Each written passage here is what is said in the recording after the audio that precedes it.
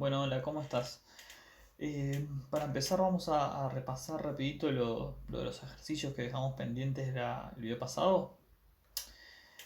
Bueno, tenemos por un lado el ejercicio 1, nos daba tres elementos, tres números atómicos y nos pedía que escribamos la configuración electrónica, que ubicamos el grupo y el periodo y que viéramos qué tienen en común los elementos de un mismo grupo, ¿no? Bueno, vemos que son los elementos números 19, 25, 48. Venimos a la tabla. Tenemos el 19 es el potasio, el 25 es el manganeso y el 48 es el cadmio. ¿Mm? Las configuraciones electrónicas, como vimos, ya hemos visto el tema de que se llenaban con las diagonales del cuadrito ese. Eh, También te había dicho que se podían expresar para no escribirlas tan largas como entre paréntesis el gas noble anterior, indicando que es la misma configuración electrónica que el gas noble anterior, y a partir de ahí pasábamos a completar los siguientes niveles. Vemos que para el potasio es la misma configuración electrónica que para el argón, más un electrón más en el nivel 4s. Si vos lo escribiste todo entero, está perfecto. Yo lo puse acá para dar un poco de espacio y para recordar ese concepto. Después tenemos que para el manganeso lo mismo, igual que el argón, se completa los dos electrones del 4s y 5 electrones del 3d. Acá esto en realidad se escribe al revés porque se escribe en orden de los niveles, siempre se pone el 1, el 2, el 3, aunque se llene primero el 4s y después el 3d, pero se ponen así. Y para el cadmio, la misma configuración que para el criptón, se completa el 5s y 10 electrones en el 4d. Esas serían las configuraciones electrónicas. Vemos además, como dijimos, este potasio, el anterior es el argón, para el manganeso también el anterior gas noble es el argón y para el cadmio sí también, el anterior gas noble es el criptón. Después dijimos, bueno, periodos y grupos, como habíamos hablado, periodos, periodo 4 el potasio, lo mismo que para el manganeso, grupo 1 el potasio, grupo 7 el manganeso, periodo 5 para el cadmio y grupo 12, ¿sí? Que ya habíamos visto también que coincidían los grupos y los periodos. Nosotros venimos periodo 5 en el cadmio, 5 el nivel máximo que alcanza de llenado de orbitales. Y los grupos, bueno, la cantidad de electrones en el último nivel, 2 en el S y 10 en el 4D. Tenemos los 12. Lo mismo acá en el manganeso, 7, 5 y 2, que son los últimos electrones del nivel, son 7. Para, para el potasio lo mismo. Grupo 1, un nivel del periodo 4 del nivel 4s. Un electrón, perdón. Grupo 4 del nivel 4s. Y después preguntaba qué tienen en común los electrones, los átomos que estaban en un mismo grupo. Y bueno, justamente en un mismo grupo son las cantidades de electrones en su último nivel. Todos los que estén en el grupo 12 van a tener esta misma configuración en distintos niveles. Va a ser 3 de 10, 4S, ¿no? Para, por ejemplo, el zinc, va a ser esa configuración. Si nos vamos al mercurio, vamos a ver que va a ser, la configuración va a ser 5 de 10, 6S2, ¿sí? Porque está en el periodo 6 en realidad. Bien, bueno, después el ejercicio 2 nos daba, no sé, que era el grupo 17, periodo 3, grupo 17, periodo 3 tenemos el cloro, tenemos que identificarlos, ¿no? Después nos decía que tenía el ion monopositivo, la misma configuración que el cuarto gas noble. Venimos acá, el cuarto gas noble, vemos que es el criptón, ¿sí? Y si decimos, bueno, el ion monopositivo va a ser un elemento que tenga, en realidad, en su estado base, un electrón más, por lo tanto un protón más también que el criptón. Venimos, es el rubidio, o sea, si yo tengo el catión rubidio, el rubidio más 1 va a tener la misma configuración electrónica que el criptón. Y después, bueno, 13 protones, nos da el Z, básicamente nos da el número, venimos, es el aluminio. Las configuraciones electrónicas, lo mismo, ya las tenemos planteadas, igual que el anterior gas noble, o completas como quieras hacerla. Obviamente te va a quedar mucho más fácil realizar el llenado primero de las diagonales para ir acostumbrándote a, bueno, cuántos electrones voy acumulando en cada nivel. Después que ya tenés esa práctica, puedes hacerlo con el gas noble. Ubicarlos en, y además configuración electrónica, y además ubicarlos en grupos y periodos. Dijimos, por ejemplo, el rubidio, sí. Grupo 1, periodo 5. Aluminio, grupo 13, periodo 3. Grupo 13, periodo 3. Y el ejercicio 3 nos daba otros elementos también con distintos zetas. Y nos pedía lo mismo, configuración electrónica, ver qué elementos eran. Y bueno, también elemento número 12, magnesio, configuración electrónica, el grupo y el periodo al que pertenece. Elemento 16, el azufre, configuración electrónica igual al del neón, con 2 electrones en el 3S y 4 en el 3P, perteneciente al grupo 16, periodo 3. Y el elemento 37, justo acá nos coincidió, no me di cuenta yo, es el rubidio, ya lo habíamos trabajado en el ejercicio anterior. Y después nos pedía que los ordenáramos según... No, es que nos preguntaba cuál era el más electronegativo.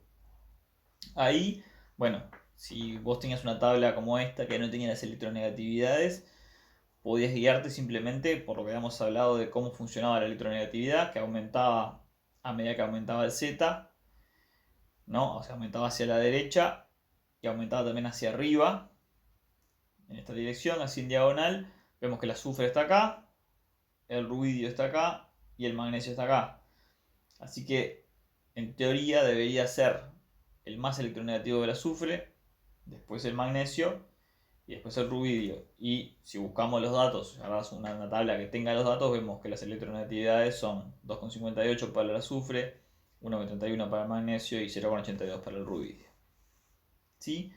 Así que eso serían el repaso de los ejercicios. Bien, hoy vamos a hablar un poco del concepto de sustancia. Se conoce con el nombre de sustancia toda aquella materia cuyas propiedades y características son estables y homogéneas. ¿Qué significa esto? Que una sustancia es cualquier materia en la que yo tomo de cualquier parte de ella una muestra, una porción, y va a tener las mismas características, ¿sí? Es homogénea, tiene una composición química definida, ¿sí? Yo tengo una fórmula química para esa sustancia, tiene las mismas propiedades en todos sus puntos, y bueno, puede encontrarse cualquiera de los estados, sea sólido, líquido o gaseoso. ¿Sí? Podemos definirlas en sustancias simples, son las que están formadas por átomos de un mismo elemento químico, no las podemos separar en otros elementos. Tenemos por ejemplo el oxígeno, la forma elemental del oxígeno que está en el aire es O2, son 2 átomos de oxígeno. Lo mismo para el nitrógeno, N2. Y por ejemplo tenemos el carbono, que puede estar tanto en grafito como en diamante. Los dos están formados por átomos de carbono, pero dependiendo cómo se ubican los átomos en esa estructura, es el material que tenemos, pero no dejan de ser sustancias simples, ¿sí? Compuestas solamente por átomos de carbono. Y por otro lado tenemos sustancias compuestas. La sustancia compuesta, bueno, la más conocida, el primer ejemplo que se nos ocurre es el agua. Es una sustancia compuesta por 2 átomos de hidrógeno y 1 de oxígeno. Perdón, no te definí. Sustancias compuestas son las que tienen 2 o más elementos diferentes dentro de una molécula, ¿sí? En distintas proporciones pueden estar. Yo una sustancia compuesta la puedo dividir de alguna manera, la puedo dividir en distintos elementos. Por ejemplo, el agua se puede separar en oxígeno y en hidrógeno mediante electrólisis, ¿sí? Bueno, tenemos sustancias más simples como es el agua, que son una molécula de agua son 3 átomos, 2 de hidrógeno y 1 de oxígeno, o tenemos moléculas un poco más complejas, como la glucosa, donde tenemos átomos también de hidrógeno, de oxígeno y de carbono. ¿Sí? Así que eso son lo que son sustancias compuestas. Bueno, al momento de entrar al laboratorio vamos a tener que trabajar con distintas sustancias, ya sea simples o compuestas. Es importante saber cómo manejar esas sustancias, cómo manipularlas en el laboratorio. Y tenemos que tener ciertos cuidados, ¿sí? Parte de esos cuidados de esa información de cómo cuidarnos la vamos a obtener de lo que son los pictogramas. ¿Sí? Los pictogramas son imágenes que nos indican un posible peligro. En este caso, estos que vemos acá son de peligros. ¿Sí? Los pictogramas de peligro generalmente tienen esta forma en todo el mundo para que vos vayas a cualquier parte del mundo y reconozcas que este dibujo significa un peligro de una sustancia. Es un rombo rojo con un fondo blanco y un dibujo en negro. Bueno, vemos acá por ejemplo el de toxicidad, es una calavera. El de corrosión es como si fuera una sustancia goteando sobre un material o sobre una mano, ¿sí? Después de daño al medio ambiente vemos así bien gráfico un pescado que parece que está muerto, un árbol también sin hojas. Peligro explosivos es como una especie de partícula explotando. Inflamable es una llama, ¿sí? Tenemos distintos tipos de pictogramas que nos indican los peligros posibles que hay para una sustancia. Otro tipo de etiqueta de pictograma que podemos encontrar es el rombo de 4 colores, ¿sí? Que es para clasificar varios tipos de riesgos en una sola imagen. Esto también se utiliza a nivel mundial, si lo puedes ver en cualquier lado, y en todos lados significa lo mismo, ¿sí? Tenemos por un lado, a la izquierda, en un cuadrado en color azul, con números en blanco, que indica el peligro para la salud, ¿sí? 0 es peligro normal o no peligroso, hasta 4 que es peligro mortal. Después, arriba tenemos un cuadrado en rojo con los números en blanco, que nos indica el riesgo de inflamabilidad de esa sustancia. Va también desde 0 que no arde, por ejemplo 2 que arde a menos de 93 grados, hasta 4 que arde a menos de 25 grados, o sea, arde casi que a temperatura ambiente. Después, a la derecha tenemos un cuadrado amarillo con números negros que nos indica el riesgo de reactividad, que va también de 0 que es estable a 4 que directamente puede explotar. Y abajo tenemos un cuadrado blanco con un símbolo en negro, un pictograma en negro, que nos indica siempre un peligro específico a esa sustancia. Digamos como la característica más específica y peligrosa, que puede ser que sea inflamable, que no haya que usar agua. Vamos a ver un ejemplo de esto más adelante, que sea tóxico, que sea reactivo, que sea corrosivo, ¿sí? Después otro tipo de pictogramas que tenemos son para los elementos de protección personal, que nos van a decir qué tipo de elementos tenemos que usar para poder manipular esa sustancia de manera segura. ¿Sí? Los pictogramas de elementos de protección personal generalmente son azules, siempre son azules en realidad, con dibujos en blanco. Bueno, acá vemos, estos son genéricos, digo, casco, esto puede ser para una construcción, por ejemplo, ¿no? Botas, mascarilla, protección auditiva, guantes, esto aplica para el laboratorio, gafas de seguridad.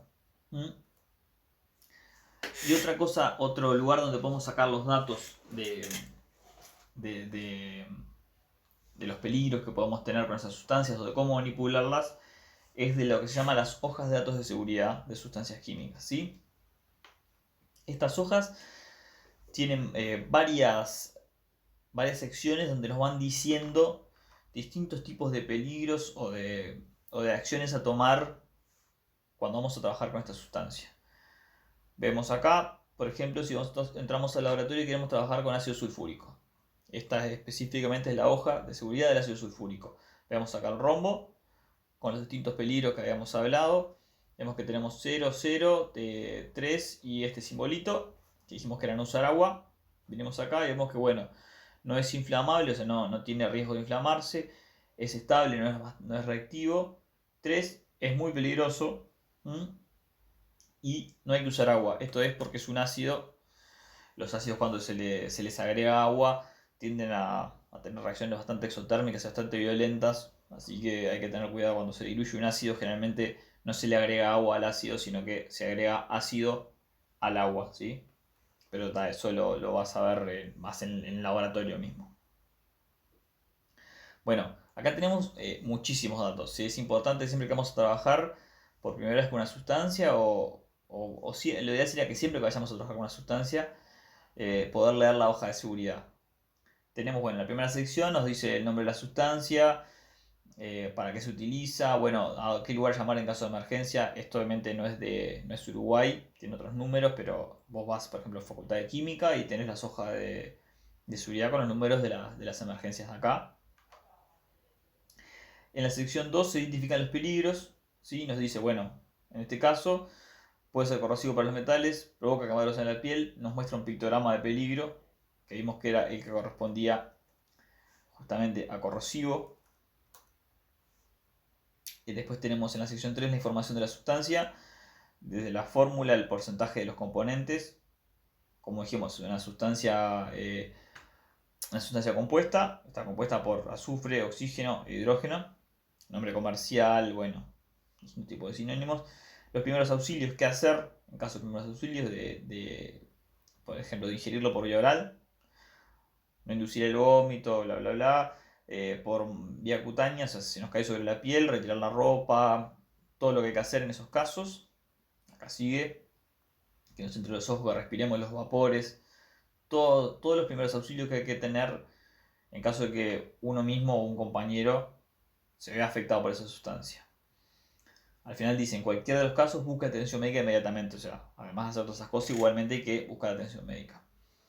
Después en la sección 5 tenemos las medidas contra los incendios, qué tipo de extintor tenemos que usar, qué tipo de protección personal tenemos que usar. En la sección 6 las medidas en caso de derrame, cómo hay que proceder en caso de que se derrame en el laboratorio. Bueno, después tenemos manejo de almacenamiento, dónde guardarlo, cómo guardarlo. La sección de control y exposición de protección personal, bueno, acá vemos los pictogramas de elementos de protección personal. Hay que usar gafas de seguridad, hay que usar guantes, ¿sí? Después tenemos las propiedades químicas, da un poco de, bueno, la temperatura de inflamación, no es inflamable, nos da la masa molar, el pH, la densidad y varios datos más. Después tenemos, bueno, la sección de estabilidad y reactividad, si es estable, si es inestable, con qué es compatible, con qué no es compatible. La sección 11 es la información toxicológica, qué tan tóxico es.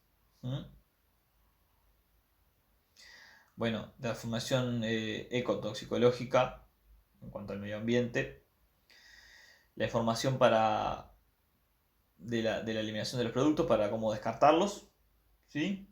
Si tenemos restos cómo trabajar con esos restos. Información de transporte, esto es para cuando lo vamos a transportar de un lugar a otro. Información reglamentaria. Estos son para tirar en las aguas y eso, los descartes, los límites máximos que se permiten en el agua. Bueno, y otra información, en este caso sin información, puede ser cualquier otra pauta que no esté dentro de estas categorías que sea importante. Bien, hasta ahí vimos cómo trabajar, o sea, qué son las sustancias, que es una sustancia simple, una sustancia compuesta, qué cuidados tenemos que tener con las sustancias. Ahora vamos a ver cómo es que se forman esas sustancias, ¿sí? Cómo es que yo tengo átomos separados, independientes, y se juntan de qué manera para formar esas sustancias. Vamos a hablar un poco de lo que es el enlace químico. El enlace químico es la fuerza que mantiene a esos átomos, ¿sí? Unidos en compuestos. Es la fuerza que hace que se enlacen justamente para formar esas sustancias. ¿Sí? Acá tenemos un ejemplo, varios átomos, varias moléculas en realidad unidas entre sí y esas moléculas formadas por átomos que están unidos entre sí también. Antes que nada quiero hacer una pausita acá. No sé si ya lo viste, seguramente ya lo hayas visto. Es un tema que es un poco extenso, lo mismo que la otra vez. No es complicado, pero es extenso para tratarlo todo en un video, así que te voy a dejar un link para hablar un poco de las estructuras de Lewis, de cómo cómo se plasman estos átomos para poder expresarlo gráficamente, ¿sí? Cómo se escriben los átomos para poder plantear los enlaces y eso. Te dejo el video acá, es el mismo canal que te recomendé la otra vez, capaz que yo que sé que estuviste chumando y ya lo viste, o si no, bueno, te voy a dejar el link en la descripción de cómo se plantean las estructuras de Lewis para poder entenderlo más fácil y poder representarlo gráficamente. Básicamente es eso. Bien, tenemos varios tipos de enlace. El primer enlace que vamos a ver es el enlace iónico, ¿sí? Es un enlace donde se da la transferencia de electrones y donde participa un anión y un catión. ¿Qué significa que participe un anión y un catión y que se dé una transferencia de electrones? Bueno, vamos a ver el ejemplo de cloruro de sodio, ¿sí? La sal de mesa. Vamos a tener un átomo de sodio, ¿sí? Que si vemos la configuración electrónica, vemos que en el último nivel de valencia tenemos un electrón. En la última capa tenemos un electrón. Y vamos a ver al cloro que en la última capa vemos que tiene 7 electrones, ¿sí? En el último nivel tiene 7 electrones. Nosotros que dijimos que los átomos tendían a ser más estables si tenían la configuración electrónica de un gas noble, ¿no? En el caso de todos los gas nobles que están en el grupo 18, sabemos que estaban con el último orbital completo, ¿sí? Con un octeto, se llama un octeto de electrones. Eso si ves el video de Lewis lo va a explicar ahí. ¿Sí? Que tienen 8 electrones en su último nivel de valencia. Menos el helio que tiene 2, pero es un caso aparte. ¿Sí? Entonces acá, ¿qué falta? Al cloro le falta un electrón para completar ese octeto. Y al sodio le sirve, más que ganar, debería ganar 7 para tener un octeto en el último nivel, le sirve perder un electrón para quedar con 8 en el nivel anterior, ¿sí? Entonces, ¿qué va a pasar? Este electrón que está en el sodio se va a ir, no se va a ir en realidad, el cloro lo va a traer hacia sí, lo va a hacer suyo, digamos, para completar su octeto, y el sodio se lo va a dar porque a él le sirve eliminar este electrón y tener 8 electrones en su último nivel, que va a ser el que está por debajo de este nivel, ¿sí? Entonces acá tenemos, bueno, como dijimos, ahí va, me he olvidado de esto. Vemos que en la configuración electrónica el sodio tiene solo un electrón más que el neón, que es el gas del noble anterior. O sea, si pierde ese electrón, su configuración electrónica va a ser igual que la del neón. Y para el cloro, si gana un electrón, va a tener la misma configuración electrónica que el argón. Así que a ellos les sirve ese intercambio.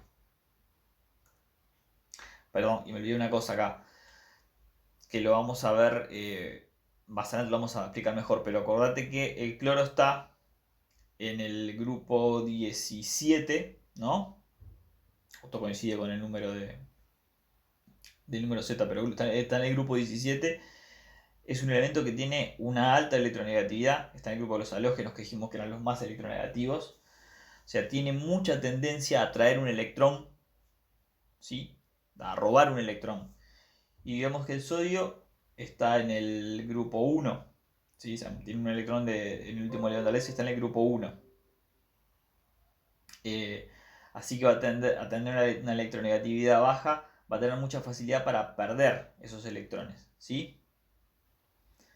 Bien, acordate de eso porque es algo clave. Bueno, después tenemos otro tipo de enlace, que es el enlace covalente. ¿Sí? El enlace covalente vamos a tener, es un enlace donde se comparten los electrones, ¿sí? No hay una transferencia, sino que se comparten los electrones. Bueno, podemos tener dos tipos de enlaces covalentes. El primero es el enlace covalente no polar, ¿sí? Como dijimos, a los átomos les sirve completar el octeto de electrones para tener una cierta estabilidad, ¿sí? Entonces, el enlace covalente no polar se va a dar siempre entre átomos iguales, se va a dar siempre, y entre átomos parecidos también. Acá tenemos, por ejemplo, tenemos el cloro, que dijimos que tenía 7 electrones en su último nivel, ¿no? Tenemos acá 1, 2, 3, 4, 5, 6 y uno de estos 7. Lo mismo para el otro cloro, lo mismo. 1, 2, 3, 4, 5, 6 y otro de estos 7. ¿Qué van a hacer?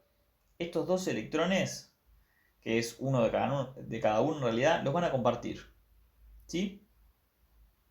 Van a quedar, como quien dice, los dos electrones en el medio y van a ser de los dos. Así que este va a tener estos 8 y este va a tener estos 8. Exactamente lo mismo para el flúor, ¿sí? Que está en el mismo grupo, o sea, también tiene 7 electrones en su último nivel. Y el oxígeno, por ejemplo, tiene 6 electrones en su último nivel. Tenemos 1, 2, 3, 4, 5, 6. Y acá lo mismo, 1, 2, 3, 4, 5, 6. ¿Qué va a hacer el oxígeno? En vez de compartir un electrón cada uno, va a poner 2 cada uno y van a compartir 4 electrones entre los dos. Así este va a tener 8 y este va a tener 8. Esto acá está plasmado tal cual con estructuras de Lewis, así que si no te acordabas y no llegaste a ver el video, capaz que te conviene ver el video primero para poder entenderlo. ¿Sí? Cada punto representa un electrón y bueno, las barras representan dos electrones enlazados, compartidos en realidad. Esto se va a dar entonces, dijimos, entre elementos que son el mismo elemento, o átomos iguales o muy parecidos, muy cercanos. Se va a dar esta diferencia porque al tener electronegatividades parecidas, van a tener la misma fuerza atrayendo esos electrones, o no van a tener la fuerza suficiente como para robarle un electrón a un átomo igual. El otro tipo de enlace que podemos tener es covalente pero polar, que es por ejemplo el ejemplo del agua. ¿Sí? Vamos a tener, sí, electrones compartidos, porque el oxígeno, dijimos, tiene 6 electrones en el último nivel, le faltarían 2. Así que van a tomar uno de cada hidrógeno. O sea, el hidrógeno tiene solo uno y necesita tener 2 para parecerse al helio. Dijimos que era ese caso especial que sea entre el hidrógeno y el helio. Para tener los 2 electrones en su último nivel, completar el nivel del 1s, necesita un electrón. Entonces va a compartir uno con el oxígeno. Cada hidrógeno va a compartir uno con el oxígeno. Y el oxígeno va a tener entonces sus 8 electrones y cada hidrógeno va a tener 2. Pero ¿qué pasa acá? El oxígeno es electronegativo, pero no tanto como para quitarle esos electrones al hidrógeno. Entonces lo que va a hacer es que se van a desplazar, esos electrones van a estar más cerca del oxígeno que del hidrógeno. No se van a ir del todo, pero van a estar más cerca. Y se van a generar unas zonas de carga, ¿sí? Entonces se van a generar zonas de carga positiva hacia acá, porque los electrones se están haciendo hacia este lado. O sea, zonas de carga positiva sobre los hidrógenos y una zona de carga negativa más hacia el lado del oxígeno. ¿Qué va a generar esto? Un enlace covalente, por eso se llama covalente polar, porque se forman polos, ¿sí? Se forman dipolos. En este caso, además de que es un enlace covalente polar, tenemos una molécula que es polar, ¿sí? Porque tenemos esta geometría que tiene la molécula hace que quede una carga positiva hacia este lado y una carga negativa hacia este lado. La carga de la molécula sigue siendo cero en total, pero tiene esos polos, ¿sí? Si la geometría fuese diferente, si esto fuese, digamos, de un enlace así recto, estuviera el otro hidrógeno acá, las cargas estarían equilibradas y sería un enlace covalente polar, pero la molécula no sería polarizada. Pero en el caso del agua se da así, se da una molécula polar, que también eso le aporta varias de las propiedades que tiene el agua, se explican a través de esta polaridad de las moléculas, que es bastante interesante, pero es un tema aparte. Así que tenemos el enlace covalente no polar entre elementos átomos del mismo elemento o elementos parecidos, y entre átomos diferentes el covalente no polar. También tenemos los enlaces metálicos, que sean solamente en elementos metálicos entre ellos, pero es una fuerza diferente, que sea solo en los metales. Lo vamos a ver si querés googlearlo o investigarlo, está bueno que lo sepas, pero vamos a basarnos más en estos tres. ¿Mm? Así que dijimos, enlace iónico, separación completa de cargas. Un electrón se va a otro átomo, ¿sí? Para completar el octeto del otro átomo y para darle mayor estabilidad al átomo que queda sin ese electrón. Que yo lo dije al pasar, no sé si lo habíamos definido, ya no me acuerdo, pero cuando tenemos un átomo con una carga positiva, o sea que pierde un electrón, se le llama catión, y al átomo que gana un electrón, o sea que gana una carga negativa, se le llama anión, ¿sí? Acá tenemos el cloro es un anión y el sodio es un catión. Después tenemos enlace covalente no polar. Las cargas se distribuyen homogéneamente. Acá lo vemos clarito en esta especie de nubes, ¿ves? Nube de electrones. Los electrones van a estar dando vueltas acá, van a dar vueltas todos alrededor. Los dos cloros comparten esos electrones. Hacia un lado y hacia el otro es lo mismo. Acá tenemos un enlace covalente polar. En el caso este es un cloro con un hidrógeno. El hidrógeno comparte este electrón con el cloro, pero van a estar mucho más cerca del cloro. Va a haber una nube de carga negativa hacia ese lado y la carga positiva va a quedar de este lado, ¿sí? Ahora, ¿cómo vemos esto? Y que te dije que te acordás de la parte de electronegatividad. Nosotros eh, podemos definir esa electronegatividad, perdón, podemos definir estos enlaces, predecirlos mediante la electronegatividad, ¿sí? Podemos ver que tenemos, por ejemplo, podemos tomar, ¿no? La electronegatividad del cloro, que ahora no tengo el dato acá a mano, pero tenemos el valor de la electronegatividad del cloro y le restamos la electronegatividad del sodio, ¿sí? Si ese valor es mayor que 1,7, vamos a estar casi completamente seguros, o en realidad completamente seguros, de que ese enlace va a ser un enlace iónico, ¿sí? Por otro lado, si tenemos, si la diferencia entre entre esas dos electronegatividades, hacemos la del hidrógeno y la del cloro, y nos da que el valor está entre 0,5 y 1,7, ¿sí? Eso nos va a indicar que probablemente sea un enlace covalente polar. Cuando tenemos dos átomos parecidos, las diferencias de electronegatividad nos van a dar entre 0, o sea, son iguales, va a dar 0, o 0,4. Probablemente tengamos un enlace covalente no polar. Estos valores que yo te estoy diciendo son valores aproximados, ¿sí? Hay algunas excepciones, son valores que se tomaron como referencia, ¿sí? Yo te iba a poner una tabla acá y la verdad me olvidé, pero lo puedes buscar, ¿sí? Las diferencias de electronegatividad. Si yo tengo dos átomos y la diferencia es entre 0 y 4, probablemente el enlace que se forme sea un enlace covalente no polar. Si la diferencia está entre 0,5 y 1,7, el enlace va a ser probablemente covalente pero polarizado. Y si la diferencia es mayor a 1,7, va a ser un enlace iónico, va a haber una transferencia total de electrones, ¿sí? Eso es una referencia que se toma con los valores de electronegatividad que asignó Pauli, como vimos en el video pasado. Ahora tenemos entonces todas este tipo de uniones que van a formar lo que son las moléculas, ¿sí? Las moléculas son las partículas más pequeñas de una sustancia que va a conservar todas las propiedades físicas y químicas de esa sustancia, ¿sí?